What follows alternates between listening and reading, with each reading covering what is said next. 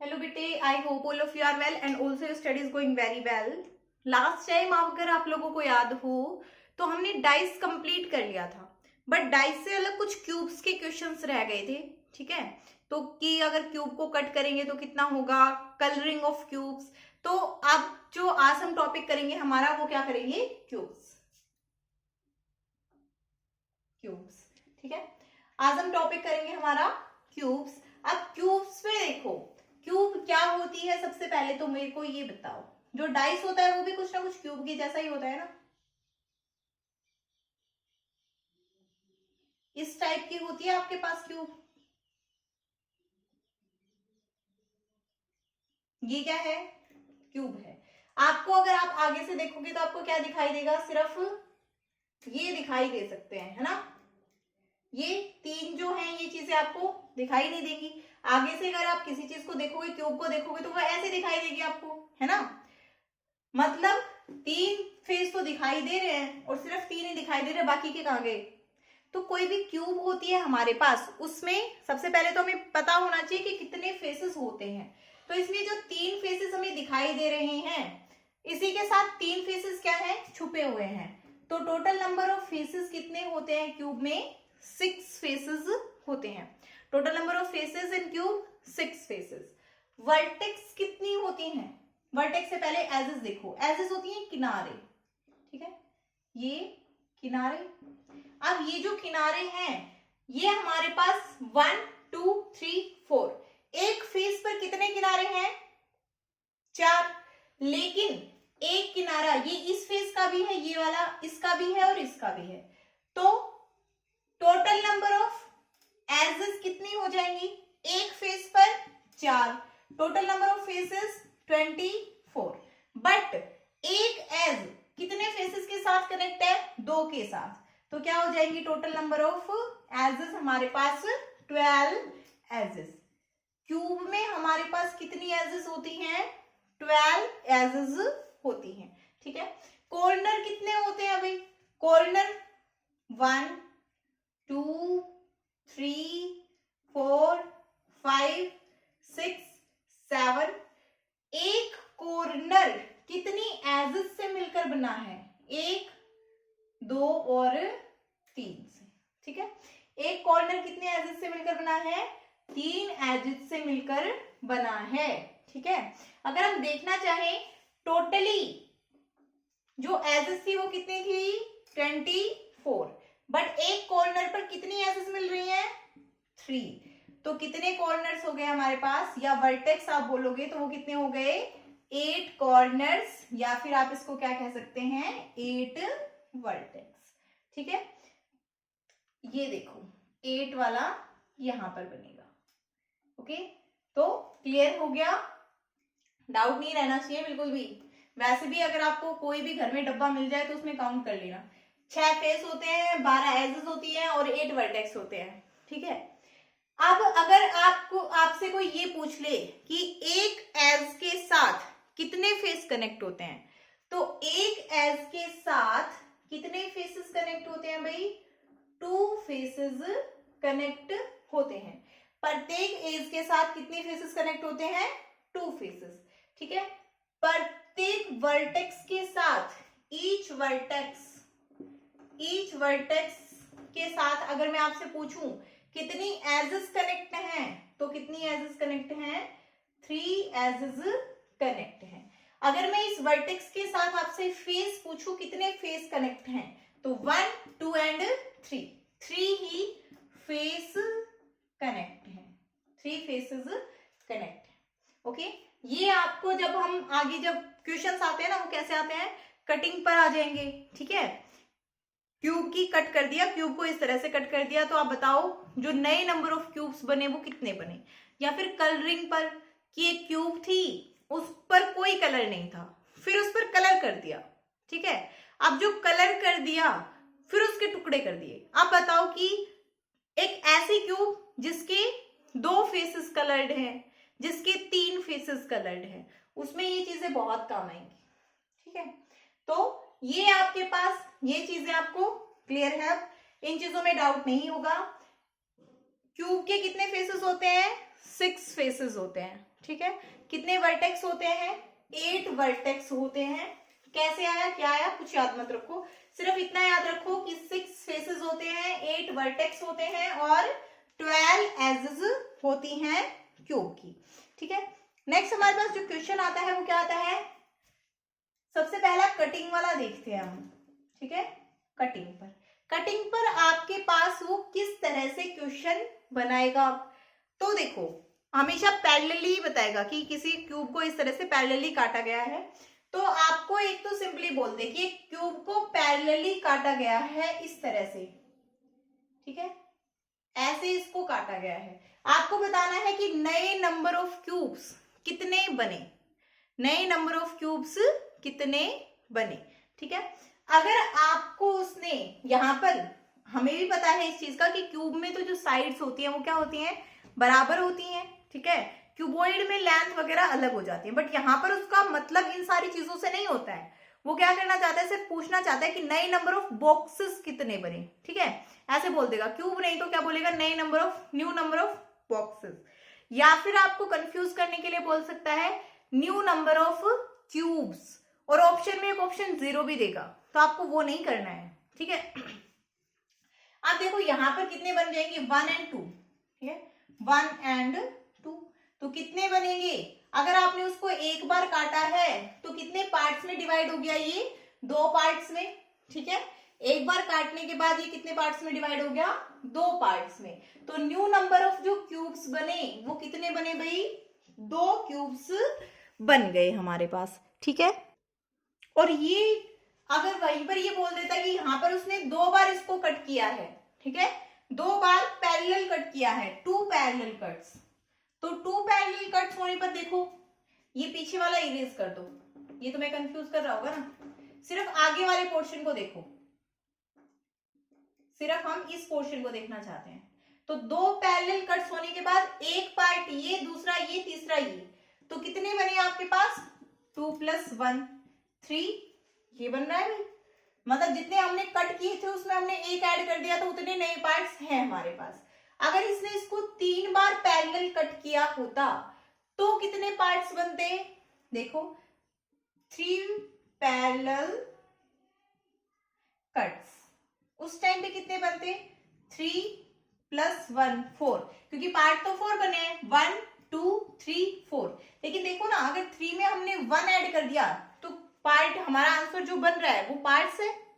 तो इसका मतलब अगर जनरल फॉर्मूला आप लिखना चाहें तो कैसे लिख सकते हैं, n पैरेलल कट्स हो, अगर n पैरेलल कट्स, और वो भी सेम एक्सिस के अलोंग सेम एक्सिस, तो आपके पास जो नंबर ऑफ पार्ट्स बनेंगे वो टोटल कितने बनेंगे, n + 1 पार्ट्स, ठीक है। क्यूब के जो नए पार्ट्स बनेंगे, क्यूब रहने दो क्योंकि नए में भाई क्यूब बन ही नहीं सकता, ठीक है, नए में क्यूब नहीं बन सकता। तो ये था हमारे पास जनरल फॉर्मूला, कब, जब हमारे पास n पैरेलल कट्स हो, तो जो नया क्यूब बनेगा वो उसके कितने पार्ट, सॉरी जो नए पार्ट्स बनेंगे वो कितने पार्ट्स बनेंगे, n + 1 पार्ट्स में वो डिवाइड हो जाएगा। अब ये बात कर ली हमने एक एक्सिस की, अगर अब हम बात करें दूसरी एक्सिस की, देन व्हाट अबाउट दैट, एक एक्सिस ये भी है,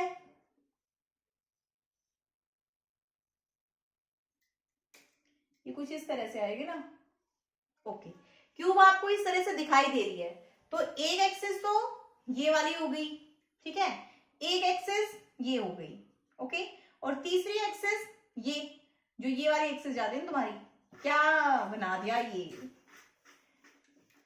अच्छे से बनाओ, है ना, देखो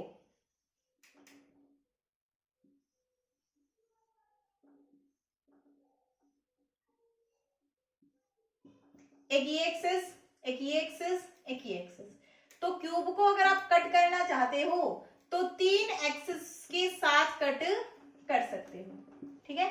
जैसे इधर से अगर कट कर रहे हो इस तरह से, तो ये हो गई एक्स एक्सिस के अलोंग, हो गई ना, क्योंकि आपने एक्स एक्सिस के पैरेलल कट किया है, ठीक है, पैरेलल कट है और किसके पैरेलल है, एक्स एक्सिस के पैरेलल, तो ये हो गया एक्स एक्सिस के पैरेलल कट। दूसरा, अगर आपने ऐसे कट किया होता इसको, तो ये किसके पैरेलल है, वाई एक्सिस के, तो ये कैसा हो जाता, वाई एक्सिस के पैरेलल कट। ठीक है। तीसरा, अगर आप इसको इस तरह से कट करते तो ये कैसे बन जाता, जेड एक्सिस के पैरेलल कट। ठीक है। तो अब मैं क्या कह रही हूं कि एक बार तो इसको इस तरह से काटा गया है, ठीक है, ओके, एक बार तो इसको इस तरह से काटा गया, तो ये दो पार्ट्स में डिवाइड हो गई है। इसके साथ साथ इसको एक बार ऐसे भी काटा गया है, तो तुम्हारी ऐसे वाई एक्सिस के पैरेलल भी काटा गया है। ठीक है। तो अब जब उसने एक बार काटा था इस वाली एक्सिस के अलोंग, एक्स एक्सिस के अलोंग, तो कितने पार्ट्स में डिवाइड होना था उसको, 1 + 1 2 में। ठीक है। दूसरा, जब उसने वाई एक्सिस के अलोंग भी काटा है एक बार, तो उसको कितने पार्ट्स में डिवाइड होना था, 1 + 1 2 में। ठीक है। तो टोटली कितने पार्ट्स में डिवाइड हो गई, वो 4 पार्ट्स में डिवाइड हो गई। ठीक है। जब आपने दो डिफरेंट एक्सिस के साथ उसको काटा है, डिफरेंट एक्सिस के पैरेलली उसको काटा है, तो वो कितने पार्ट्स में डिवाइड हो गई है, 4 पार्ट्स में। ठीक है। कितने पार्ट्स में डिवाइड हुई है, 4 पार्ट्स में। नेक्स्ट है हमारे पास कि अगर उसी ने इसको यहां पर, ये हो गया जेड एक्सिस के लोग इस तरह से और काट दिया होता, ऐसे, ये तो ऐसे गया होगा, ये बहुत ही कंफ्यूजिंग होने वाला है तुम्हारे लिए। एक उसने ऐसे भी काट दिया होता है इसको, जेड एक्सिस के पैरेलल और काट देता, तो देखो जेड एक्सिस के पैरेलल भी काटा है उसने, तो कितना बनेगा आपके पास, 1 + 1, आपके हिसाब से तो ये बनना चाहिए, है ना।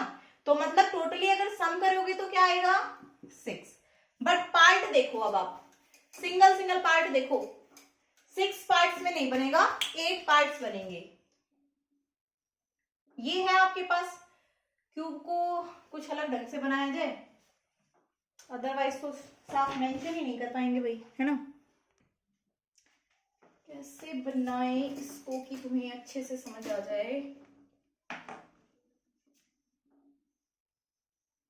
देखो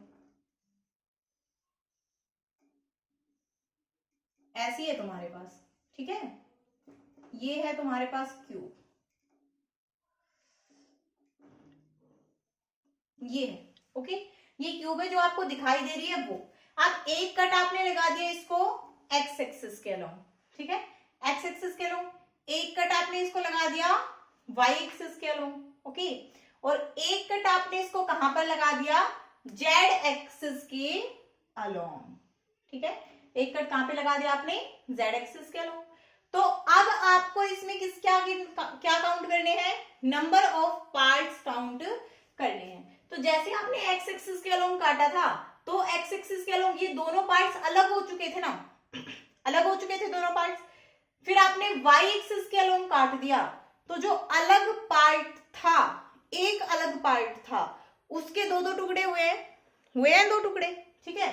तो ये वाला यहां से कटा है और यहां से, ठीक है, ये भी यहां से। क्यों, क्योंकि देखो जैसे आपने एक्स एक्सिस के अलोंग काटा है, तो यहां से एक बॉक्स ये और दूसरा ये, ठीक है, इस तरह से अलग अलग हो गए हैं। फिर आपने बीच में से उसको एक बार और काट दिया, तो टोटल आपके पास पार्ट कितने हो गए, 4 पार्ट्स। अब 4 पार्ट्स को और आपने काटा है एक बार, 4 पार्ट्स के और 2 टुकड़े कर दिए, तो टोटल पार्ट कितने हो जाएंगे, 8 पार्ट, ठीक है। तो जनरल फॉर्मूला आपके पास क्या हो जाएगा, अगर आपके पास जो कट्स हैं वो कितने हैं, तीनों एक्सिस के अलोंग हैं, ठीक है, कट्स किसके हैं, आपके पास तीनों एक्सिस के अलोंग है, तो जनरल नंबर ऑफ पार्ट्स कितने हो जाएंगे आपके पास, नंबर ऑफ पार्ट्स कितने हो जाएंगे, nx + 1 into ny + 1 into nz + 1, जहां पर nx है cut along, cut parallel to x axis, number of cut nx है number of cuts parallel to x axis, ny है number of cuts parallel to y axis, और nz जो है वो है number of cuts parallel to z axis. ठीक है, तो इस तरह से आपके पास आ जाएंगे। अगर तीनों एक्सिस के अलोंग दो दो कट होते तो क्या आता, 2+1 इंटू 2+1 इंटू 2+1, टोटल नंबर 27।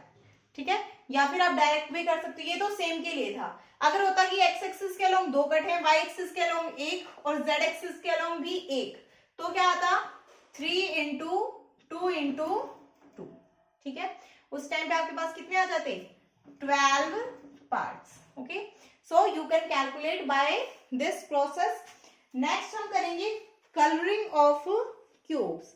ठीक है, next we will do colouring of cubes.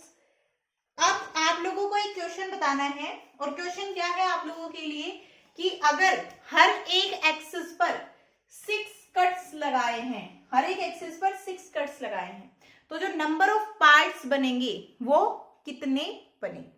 ठीक है, नंबर ऑफ पार्ट्स कितने बनेंगे, एक तो ये बताना है। दूसरा आपको बताना है कि एक क्यूब है, एक क्यूब है, उसकी लेंथ कितनी है, 5 सेंटीमीटर है। ठीक है, लेंथ कितनी है, 5 सेंटीमीटर है। आपने क्या किया है, हर एक एक्सिस पर 4-4 कट लगाए हैं। ठीक है, हर एक एक्सिस पर 4-4 कट लगाए हैं। तो अब आपको ये बताना है कि जो नए नंबर ऑफ पार्ट्स हैं वो कितने बनेंगे।